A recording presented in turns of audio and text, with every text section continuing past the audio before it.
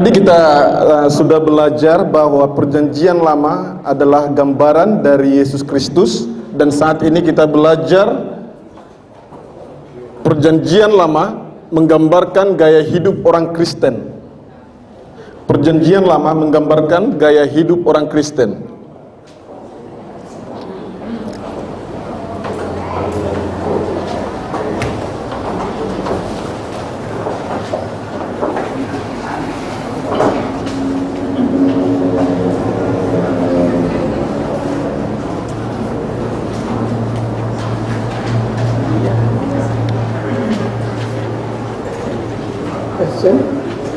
SM, ya.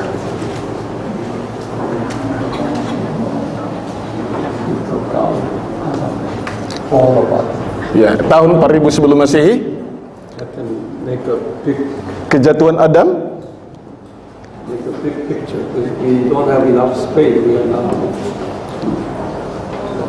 Tahun 4000 sebelum Masehi, kejatuhan Adam.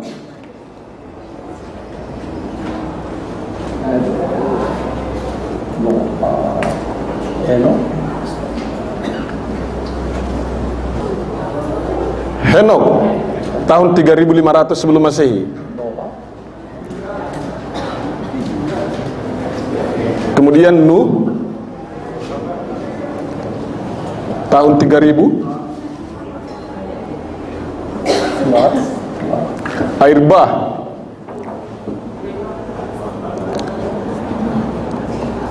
tahun 2500.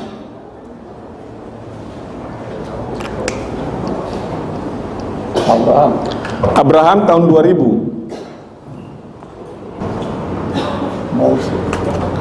Musa tahun 1500.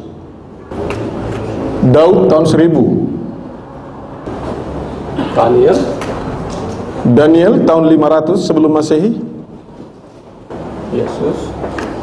Yesus 4 sebelum Masehi.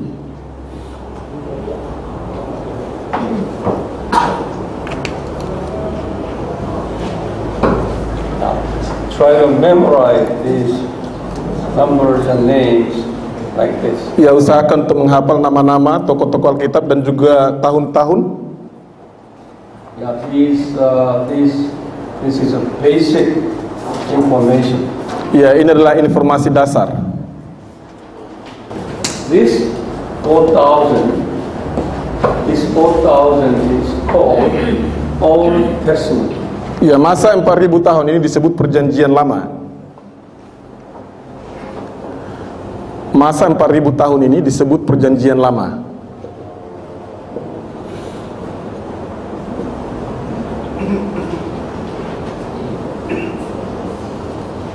Masa 4000 tahun ini disebut perjanjian lama.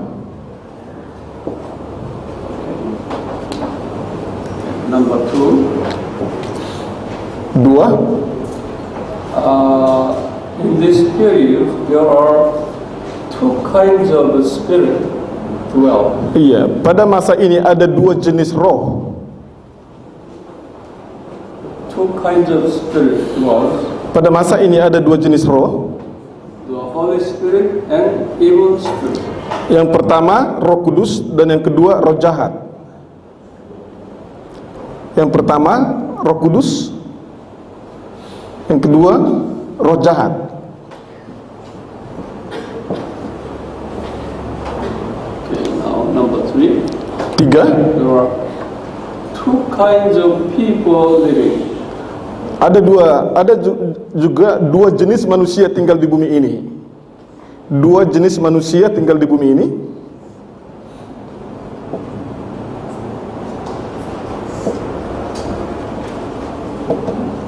Ada dua jenis manusia di bumi ini. Israelis, God's people. Umat Allah, yang pertama umat Allah. God's people. Umat Allah. And these Dan Satan people. yang kedua umat iblis. We put down open bracket. Satan people has majority, minority. Ya, umat Allah itu jumlahnya minoritas, dan umat iblis itu jumlahnya mayoritas.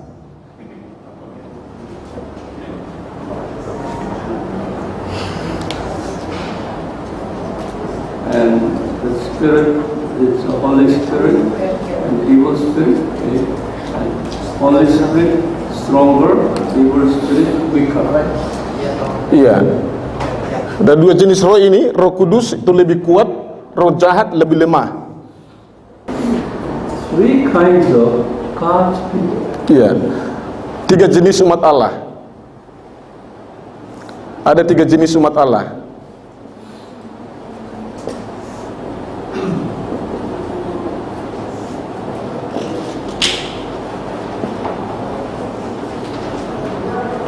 Just nominal God's people, nominal, just only name. Kita mengerti aja ya. Orang Kristen KTP. 70%. Ya, jumlahnya sekitar 70%. Jadi bisa dikatakan mayoritas orang Kristen termasuk dalam golongan Kristen KTP. 70%. Jumlahnya 70%, sekitar 70%. B.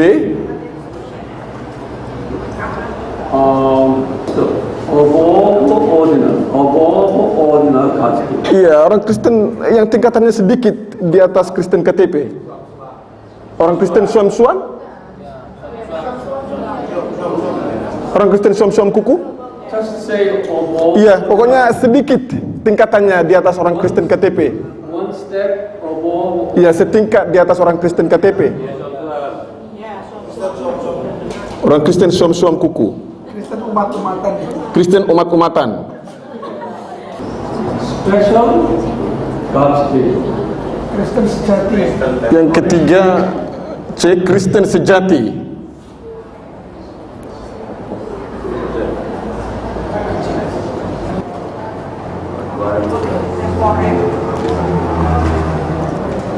Now,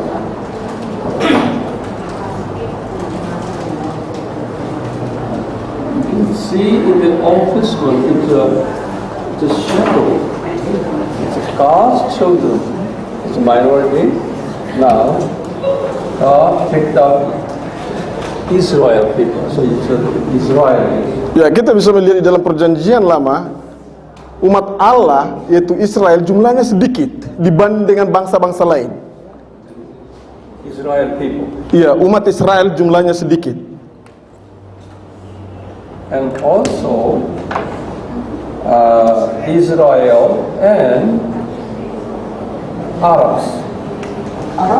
Arab? Arab. The descendant of Ishmael. Iya, Arab adalah keturunan dari Ismail. Minoritas. Majority. It's Arab.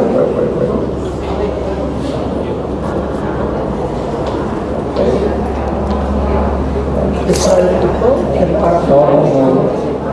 In God's people, there are two kinds of God's people. One Israel and Ishmael. Okay, got it? Yeah. Ya, dalam umat pilihan Allah itu sendiri masih ada dua jenis. Yang pertama umat Israel, dan yang kedua Ismail. It's all Abraham's children. Iya, keduanya adalah keturunan Abraham. And there are other nationals. Tapi ada bangsa-bangsa lain We call the Gentiles. Okay. yang disebut dengan bangsa-bangsa bukan Yahudi. Bangsa-bangsa lain atau bangsa-bangsa non-Yahudi. That's Ishmael people. They are kingdom that is Assyrian. Ya, umat Ismail itu mencakup wilayah mereka mencakup Assyrians. Umat Ismail, wilayah umat Ismail mencakup Asyur, and Babylonians. Babel, They are Ismail. Syria. Syria, Assyria is Assyria. It's the same. sama katanya Syria dan Babilonia. And here, this is what Gentile. Gentile in Egypt. Iya. Egyptian. Bangsa-bangsa lain ini mencakup Mesir, And Greeks Yunani, and Persian Persia, and Romans. Roma. That's all. Okay. Now, this special Christians in here. Okay. Come down. You put down all these names. Adam. You write down all Adam. Ya, orang-orang Kristen sejati Adam. di dalam perjanjian lama Just the Adam. And then adalah Adam, and who is Adam's son? Habil. Habil, Habil or Not Abel. Cain, Who is Cain's brother? Abel. Abel. Ya, Indonesian Habil. Abel is called Abel. Yes. Abel and Ya, orang-orang Kristen sejati dalam perjanjian lama itu termasuk Adam, Habil, then Enoch, Noah, Henok, Nuh, Abraham, Sem, Abraham. See right now. Not only Mount Abraham and Isaac, Ishak, Jacob, Yakub, and Joseph, Yusuf, and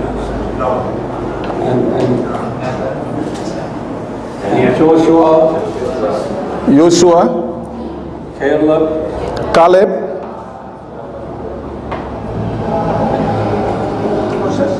and 12 judges, 12 hakim-hakim di perjanjian lama, and Musa, and David, Daud, Salomo, and around 20 prophets, dan ada sekitar 20 nabi. more than 20, about 20 prophets in the Old Testament, Ya, sekitar 20 nabi dalam perjanjian lama.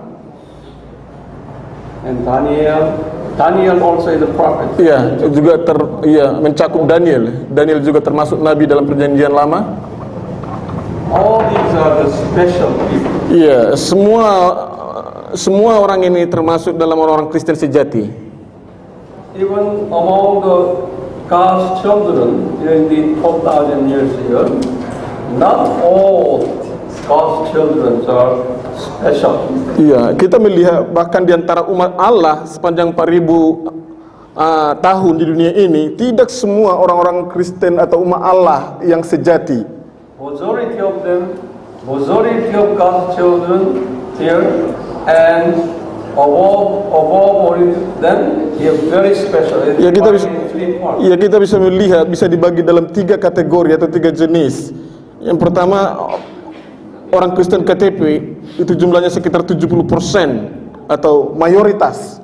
Dan yang kedua, orang Kristen temporer jumlahnya sekitar 20%.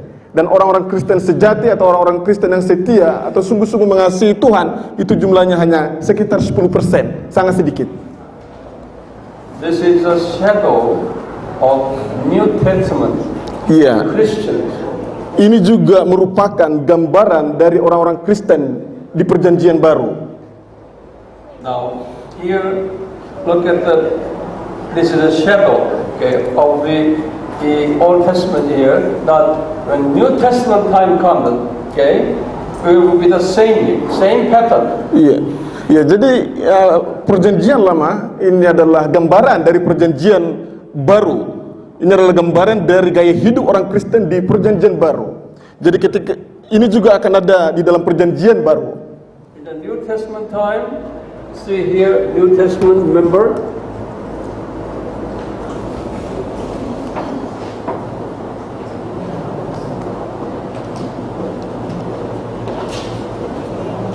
We're talking about this Iya. New Testament. Iya, waktu di dunia ini bisa dibagi dalam dua bagian. Yang pertama masa 4000 tahun, yaitu dari kejatuhan Adam hingga kedatangan Yesus yang pertama ke dunia ini. Dan masa yang kedua itu 3000 tahun, yaitu dari kedatangan Yesus yang pertama sampai kedatangan yang kedua.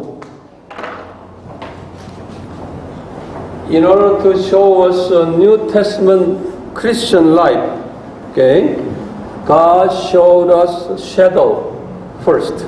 Ya, untuk menjelaskan, Real is here. ya untuk menjelaskan kepada kita tentang yang gaya hidup orang Kristen di perjanjian baru, Tuhan menggambarkan dalam perjanjian lama atau umatnya di dalam perjanjian lama. Bisa put on shadow and the real. Iya, jadi bisa kita katakan perjanjian lama itu adalah gambaran atau bayangan,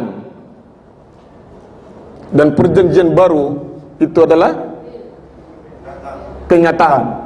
So when you read, as I teaching you now, you know, oh, interesting to read Old Testament, because Old Testament stories are shadow of a real. Iya, setelah saudara belajar tentang topik ini, mungkin saudara akan lebih tertarik ketika membaca Alkitab, karena saudara sekarang mengerti bahwa perjanjian lama itu adalah gambaran atau bayangan dari perjanjian baru. So without understanding the Old Testament, it is difficult to interpret New Testament. Ya, tanpa memahami perjanjian lama dengan benar, sulit untuk mengerti atau memahami perjanjian baru. Without understanding Old Testament clearly, it is difficult for us to understand New Testament.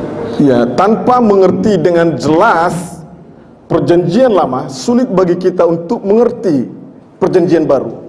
Therefore, Old Testament is very important for us.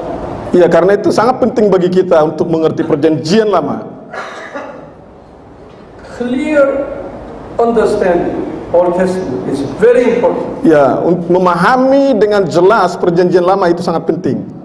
If you don't understand and you don't interpret correctly, okay, Old Testament, then you come up with the wrong interpretation of New Testament. Ya, jika saudara tidak memahami atau tidak menafsirkan perjanjian lama dengan benar, saudara akan salah di dalam menafsirkan perjanjian baru.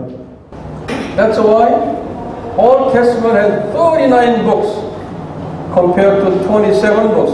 More books in the Old Testament. Itu sebabnya kitab perjanjian lama itu lebih banyak jumlahnya dari kitab perjanjian baru. Kitab perjanjian lama terdiri dari berapa? 39 buku kitab, dan perjanjian baru hanya terdiri dari 27. That means Old Testament is a foundation of theology.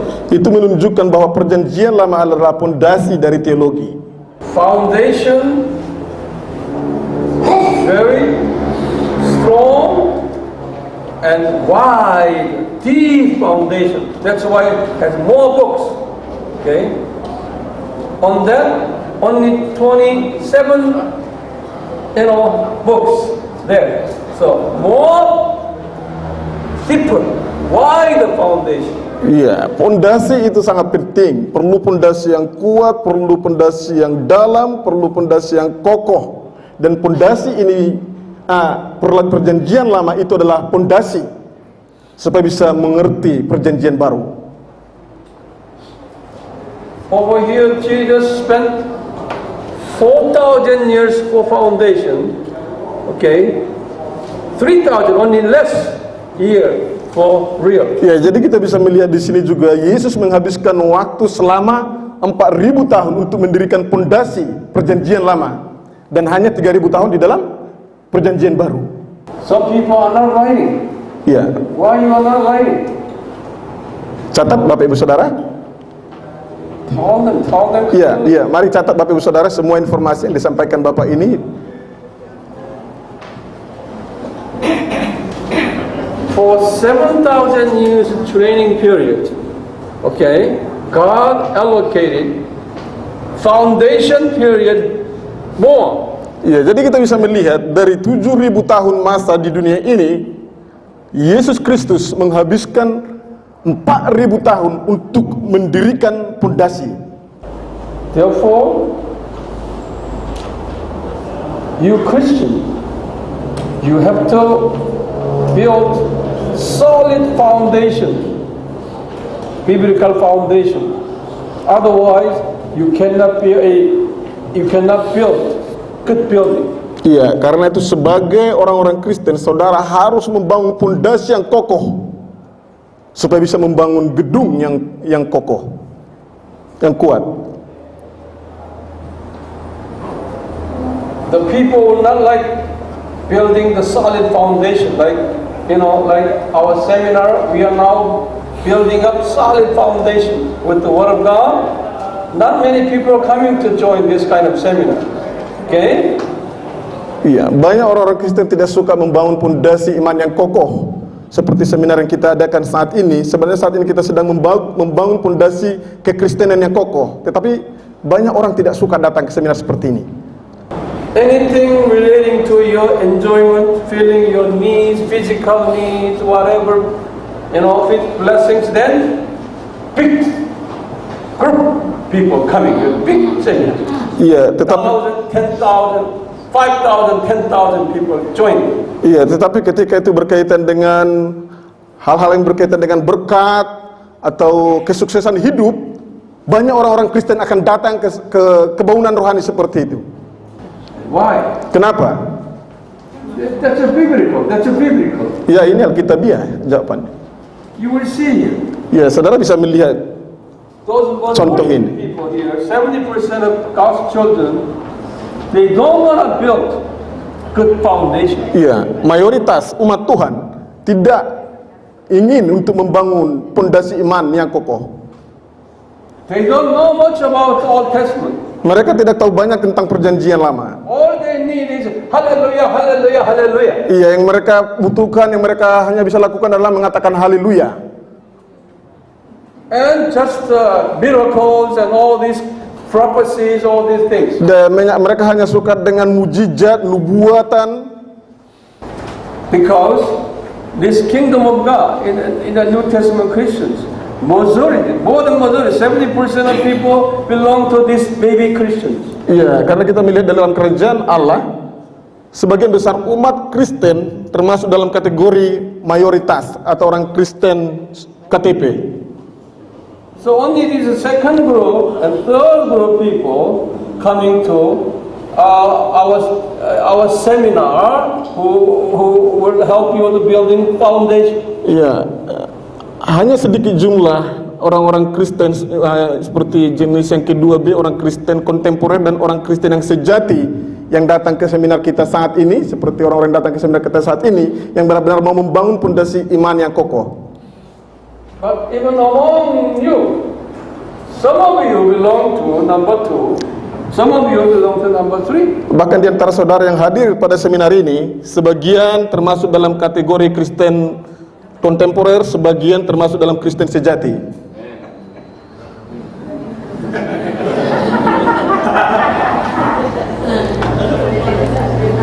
Those who belong to number 3, it is natural that they like to write down all information like that. Iya. They're hungry for that. Orang-orang Kristen yang termasuk dalam kategori Kristen sejati ini secara otomatis mereka akan suka mencatat. Bisa kelihatan. Saya. Because they are hungry. Karena mereka haus. Mereka lapar. Kalau dengar tuh nggak kuat. If you are not hungry, you just sit down, then just listening. Jika saudara tidak lapar akan kebenaran rohani, saudara hanya duduk dan mendengarkan saja. The different Christians. Ya, orang Kristen berbeda.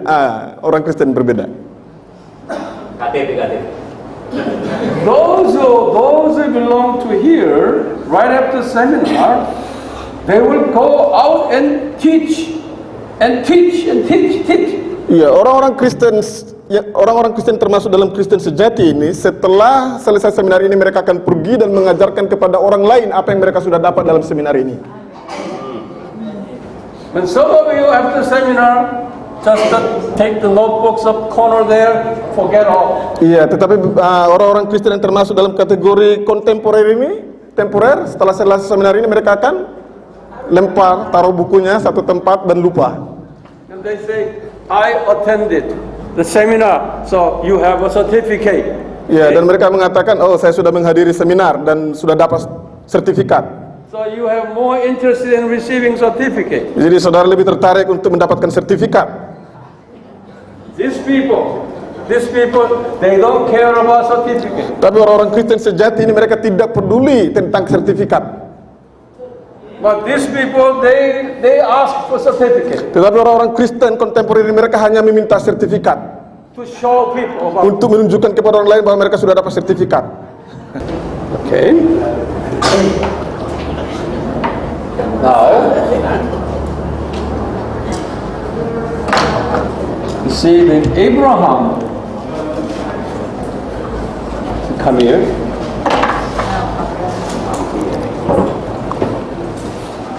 Abraham is the father of Israelites. Abraham adalah bapa orang Israel. Abraham adalah bapa orang Israel. Israelite means children of God. Orang Israel artinya umat Allah.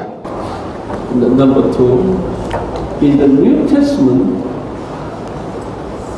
Paul said Christians are Abraham's descendants. Christians. Dalam perjanjian baru, Rasul Paulus mengatakan bahwa orang Kristen adalah keturunan Abraham. Rasul Paulus dalam perjanjian baru mengatakan bahwa orang Kristen adalah keturunan Abraham. I will give you open bracket, I will give Bible reference. Ayat-ayat Alkitab, Romans Roma 2, Roma 2 28, 29. ayat 28 dan 29. Oh, I'll give you more. Roma 2 ayat 28 dan 29. Romans 9, 6. Roma 9 ayat 6.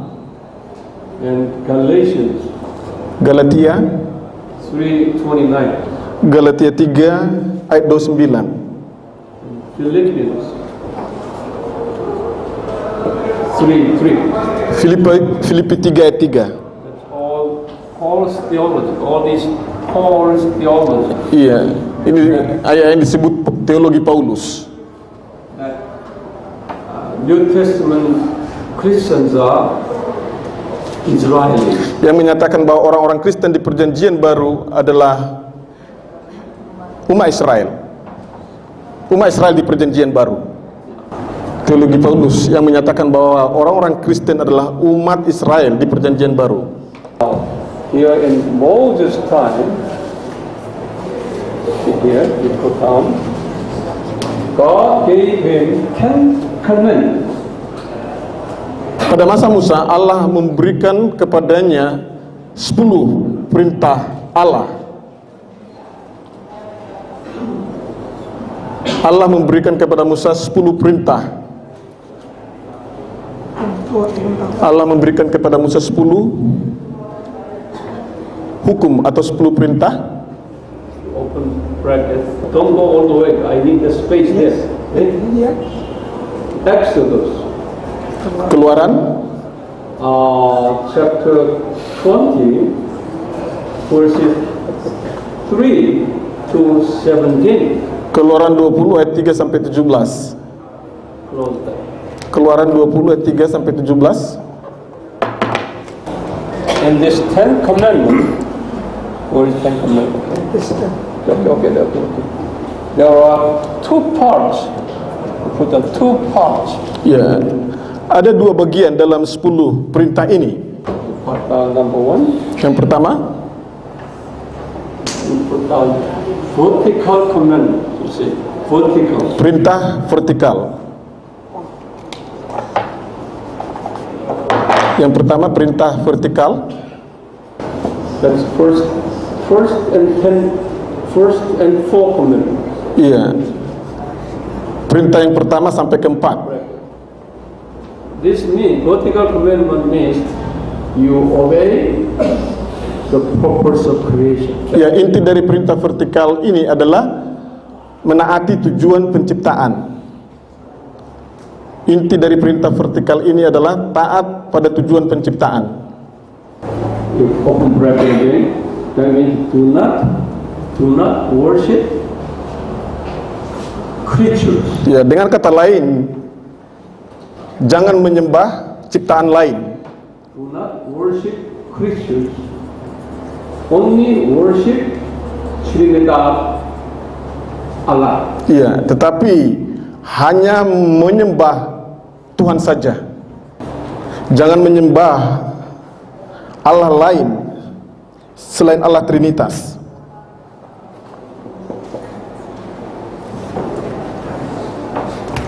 This one,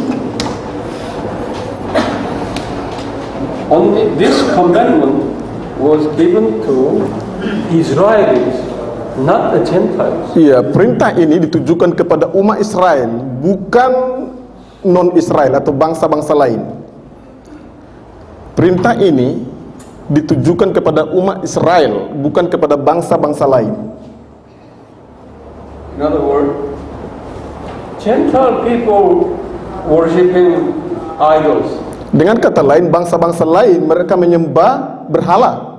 That's their job. Iya, itu terserah mereka. But now, God was training God's people, okay? Not to training God's people to obey purpose of creation. Tetapi secara khusus Allah Trinitas akan melatih umatnya, khususnya bangsa Israel, agar mereka menyembah Allah Trinitas saja.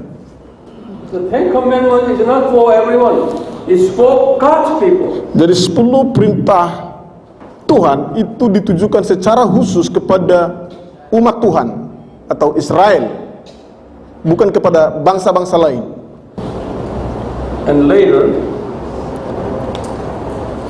in Matthew 22, Dan kemudian di Matius pasal 22 ayat 37 sampai 38, Matius 22 ayat 37 dan 38, Jesus said, Yesus mengatakan, this vertical, this commandment is the greatest and the first and greatest commandment.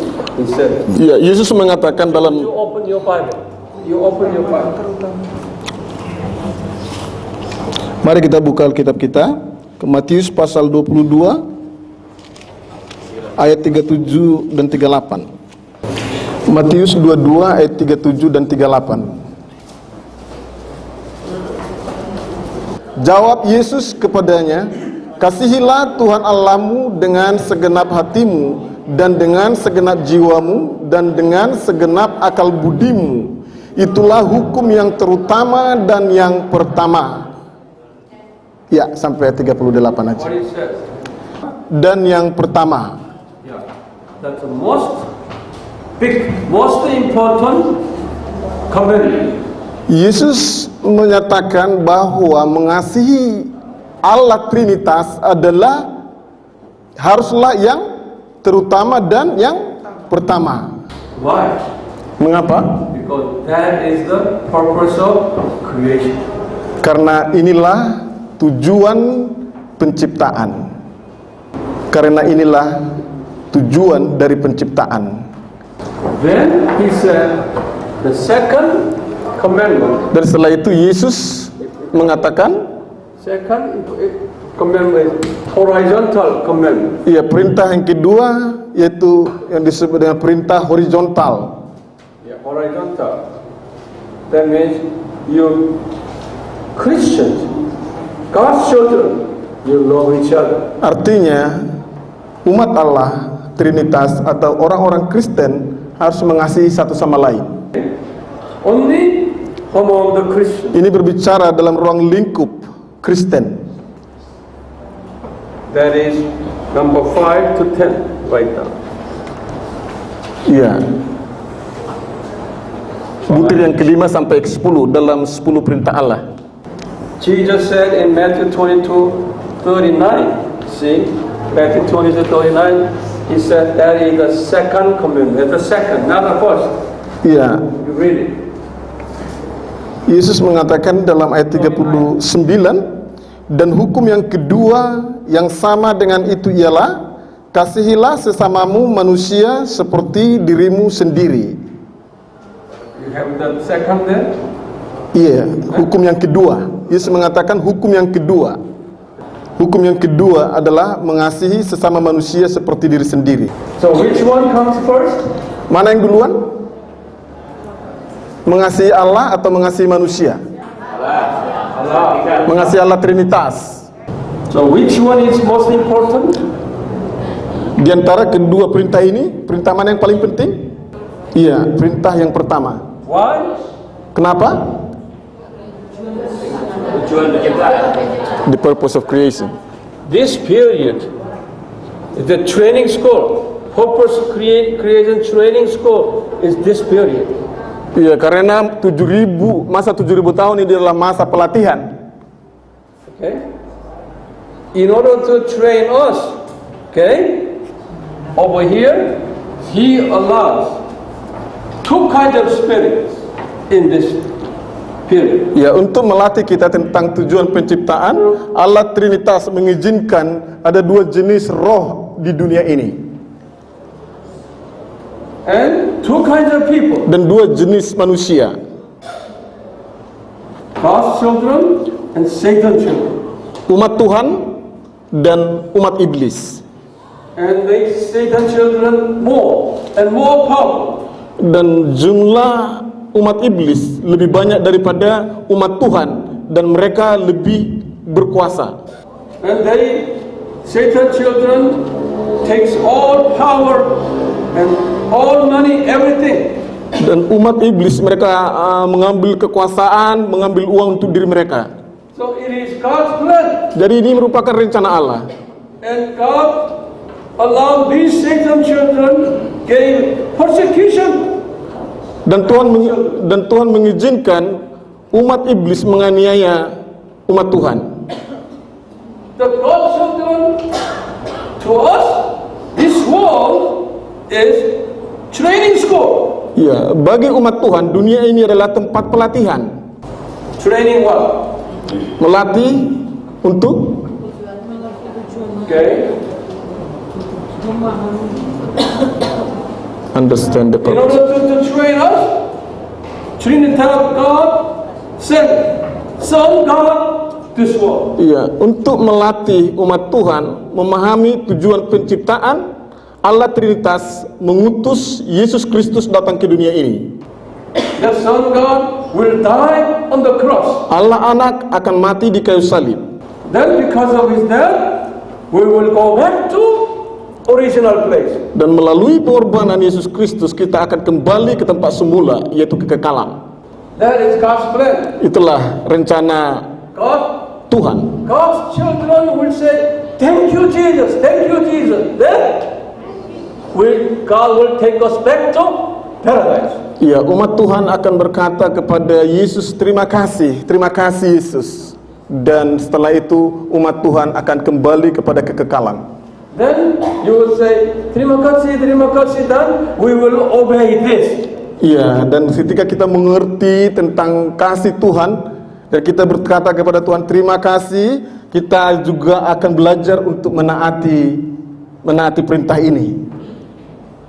Terima kasih, Yesus.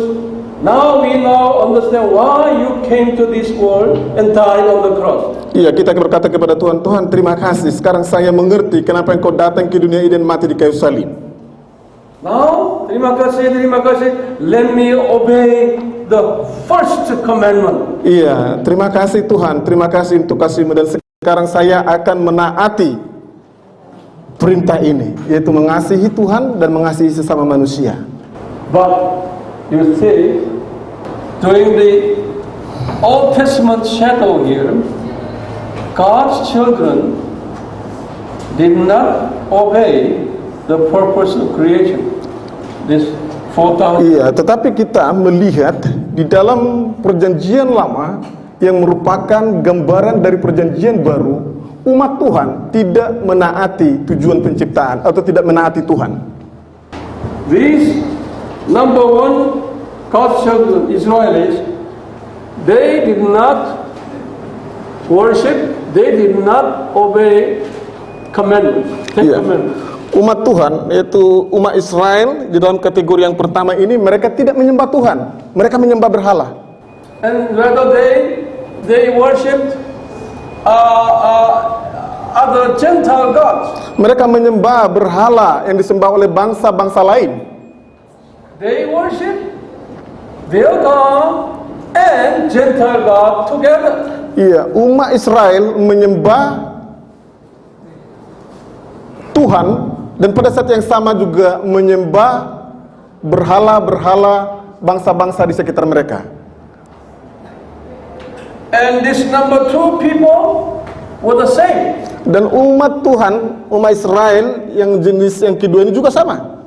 They worship their God and Gentile God together. Ya, mereka menyembah Tuhan dan pada saat yang sama menyembah Allah bangsa-bangsa lain. Only those 10%, Hanya 10% saja they destroy Gentile God, only worship their God. hanya 10% saja umat Tuhan atau orang Israel yang sungguh-sungguh menyembah Tuhan. Umat Israel yang sejati ini mereka menghancurkan tiang-tiang berhala dan juga dewa-dewa bangsa dewa-dewa yang ada pada waktu itu, dan mereka hanya semata-mata menyembah Tuhan. You read Old Testament stories, awesome stories in this stories. Iya, God's children, there are 3 different God's children. ya kalau saudara membaca perjanjian lama, saudara akan menemukan ketiga jenis umat Tuhan seperti dalam perjanjian lama. And only a few good ones worshiping true God. Ya, hanya sedikit sekali jumlah umat Tuhan yang sungguh-sungguh menyembah Tuhan.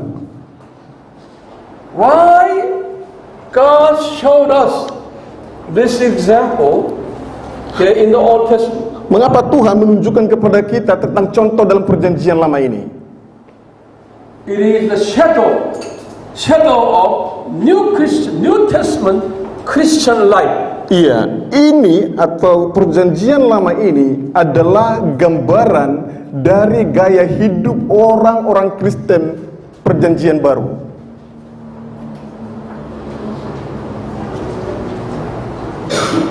New Testament Christians will be exactly the same as this Old Testament Israel people. Gaya hidup orang-orang Kristen di perjanjian baru akan persis sama dengan gaya hidup orang Israel di perjanjian lama. Majority New Testament Christians will say, Jesus, you are our Savior, but they will worship money, family, power, all these things. Iya, mayoritas orang-orang Kristen di perjanjian baru akan berkata seperti ini, Tuhan, Engkaulah juru selamatku. Tetapi pada saat yang sama, mereka juga menyembah hal-hal yang kelihatan. Mereka mengutamakan uang, mereka mengutamakan keluarga. So the Christians' concern always money and family. Jadi perhatian kebanyakan orang Kristen perhatiannya lebih tertuju kepada uang dan kepada keluarga. And also pastor's concern is this, church growth. Dan perhatian para hamba Tuhan lebih tertuju kepada pertumbuhan gereja. And I want to be famous. Dan supaya terkenal. I want to be a successful pastor. Saya ingin menjadi hamba Tuhan yang berhasil. And those seminars were teaching how to make your success and all this. Then many pastors coming to learn that. Dan seminari kita yang mengajarkan bagaimana menjadi pendeta yang sukses, banyak orang akan datang untuk belajar di sekolah kita seperti ini. Instead of loving Jesus, but using Jesus for their own interest. Bukannya mengasihi Yesus, tetapi memanfaatkan atau memakai nama Yesus untuk kepentingan pribadi mereka atau keuntungan pribadi mereka.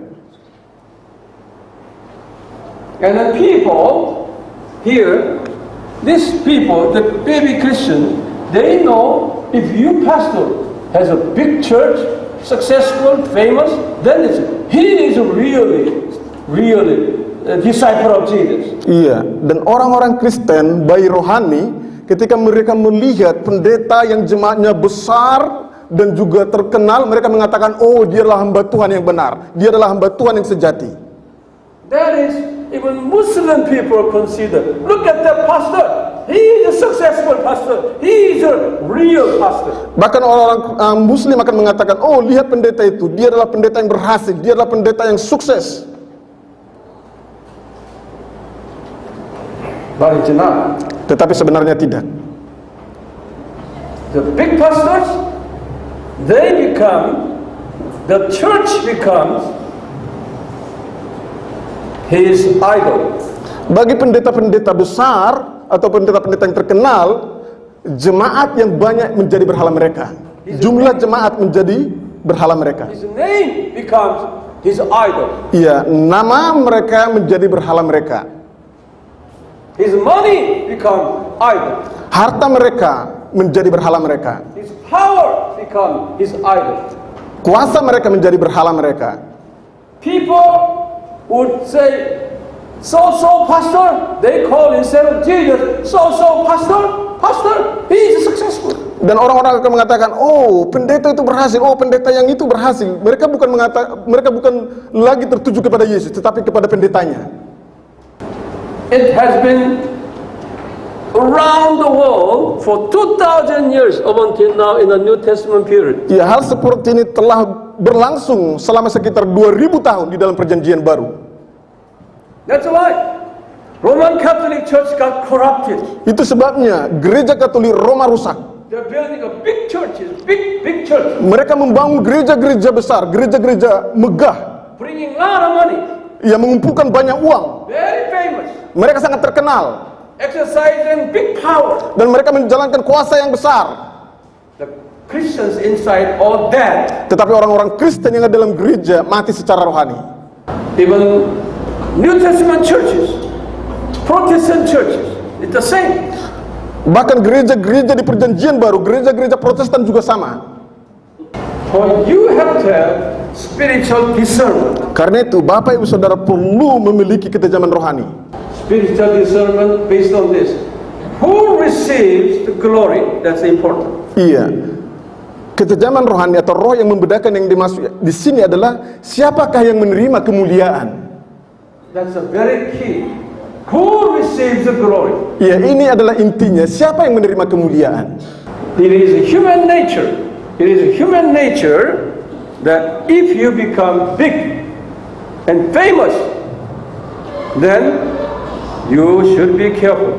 Iya, kecenderungan manusia adalah jika saudara terkenal, ini saudara harus hati-hati. When you are big, then you collect money. Ketika nama saudara sudah terkenal, saudara mulai mengumpulkan uang. And many people joining and honoring him. Dan banyak orang akan bergabung dengan saudara dan menghormati saudara. Then all of a sudden he will be collapsed, corrupted and collapsed. Dan pendeta-pendeta seperti ini atau hamba-hamba Tuhan seperti ini secara tiba-tiba akan jatuh. That's a human nature. Ini adalah kecenderungan manusia. Whether he is good or bad doesn't matter. Ya, tidak peduli apakah pendeta itu baik atau tidak. That's the human weakness. Ini adalah kelemahan manusia.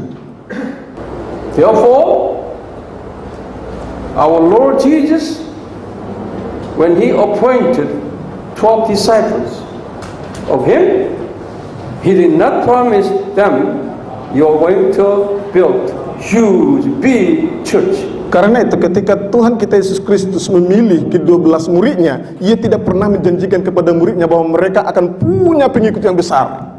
When they became a big church pastors, then 100% Jesus guaranteed that they will be changed. Karena Yesus sudah memastikan bahwa ketika murid-muridnya memiliki pengikut yang banyak, mereka pasti jatuh. They will violate the purpose of creation. Mereka akan melanggar tujuan penciptaan. In other words, that they will make people worshiping Him, okay, not God. Iya, dengan kata lain mereka akan menyebabkan orang-orang menyembah Dia, bukan menyembah Tuhan. Honoring Him, not Jesus. Menghormati Dia, bukan menghormati Yesus. But problem is, all these people using God's name. Tetapi masalahnya adalah hamba-hamba Tuhan ini memakai nama Yesus. So people are so confused. Jadi jemaat bingung. Using God's name, collecting a lot of money. Pendeta-pendeta ini memakai nama Yesus dan mengumpulkan banyak uang. Collecting many people from all everywhere. Dan mengumpulkan banyak jemaat. And sometimes exercising healing the sick people. Dan terkadang melakukan mujizat, menyembuhkan orang. Satan can do that too. Iblis juga bisa melakukan mujizat. Jesus says so. Yesus mengatakan demikian. On that day, many people would come to me say that in the name of you, your name, I perform the miracle. Jesus would say, I don't know who you are. Yesus berkata pada hari terakhir banyak orang akan datang dan berkata kepadaku, Tuhan, Tuhan, kami sudah melakukan mujizat demi namamu, kami sudah bernubuat demi namamu. Dan Yesus akan menjawab, sesungguhnya aku tidak pernah mengenal kamu, enyah daripadaku, hai kamu semua pembuat kejahatan. Kenapa?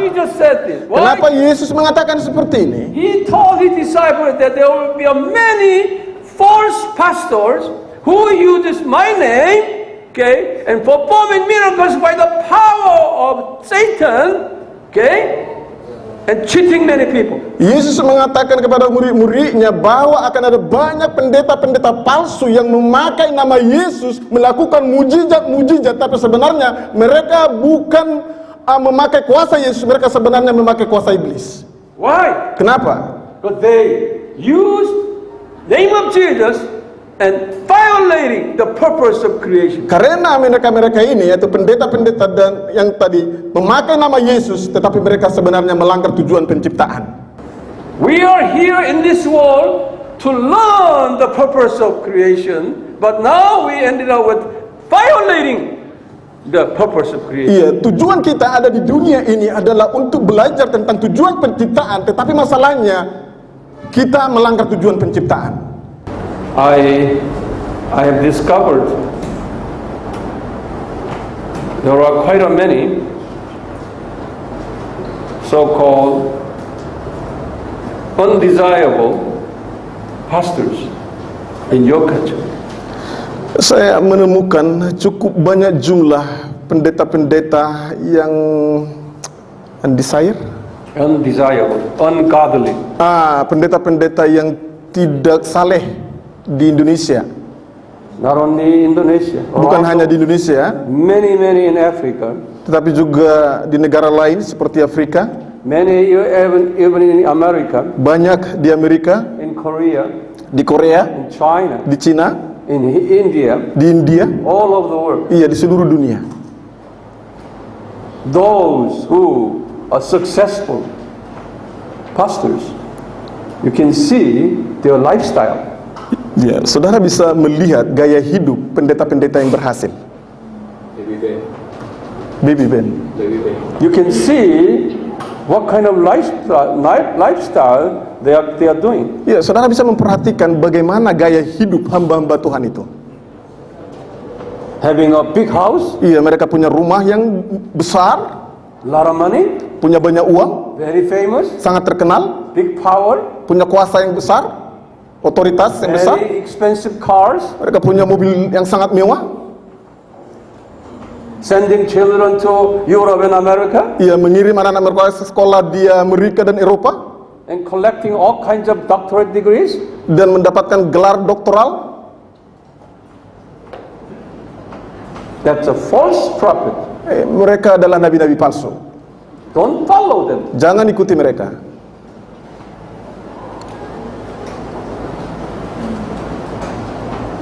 Jesus, his disciples,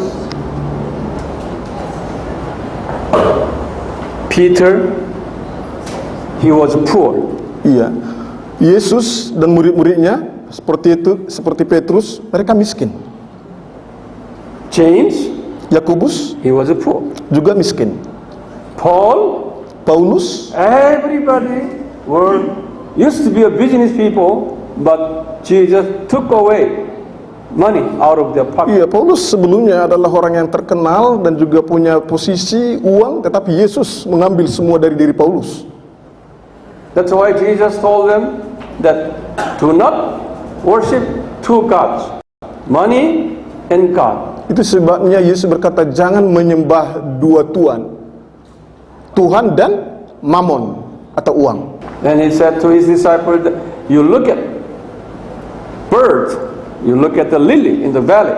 Okay, don't worry about your food, your housing, your children education. Don't worry about it.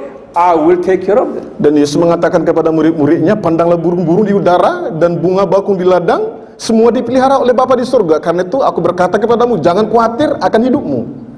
That's why he said, seek first the kingdom of God and his righteousness. Dan Yesus berkata, tetapi carilah dahulu kerajaan Allah dan kebenarannya. And he said, I will take care of your family. Dan setelah itu Yesus berkata, aku akan memelihara keluargamu. If you pastors, you accumulate money from people's offerings, okay, then not using the money for God's ministries, you're accumulating, okay, and you seek for your glory, then you are false prophet. Jika saudara sebagai hamba-hamba Tuhan mengumpulkan persembahan dan menumpuk harta pribadi dan memakai nama Yesus untuk kepentingan pribadi, bukan untuk kemuliaan Tuhan, sebenarnya saudara adalah hamba-hamba Tuhan palsu. Why? Kenapa? It is violating the purpose of creation. Karena saudara melanggar tujuan penciptaan. Worshipping God rather than worshipping God, worshipping money, power, all these things. Bukannya menyembah Tuhan, tetapi menyembah uang, menyembah kekuasaan dan yang lain. Just like a secular people, Sama seperti orang-orang sekuler. just like a Gentile people. Sama seperti orang-orang yang tidak mengenal Tuhan. That's their standard. Ya, itu adalah standar bagi orang-orang yang tidak mengenal That's Tuhan. their way of life. Itu adalah cara hidup mereka. Now we will look at here. Ya, kita akan melihat selanjutnya. After the Solomon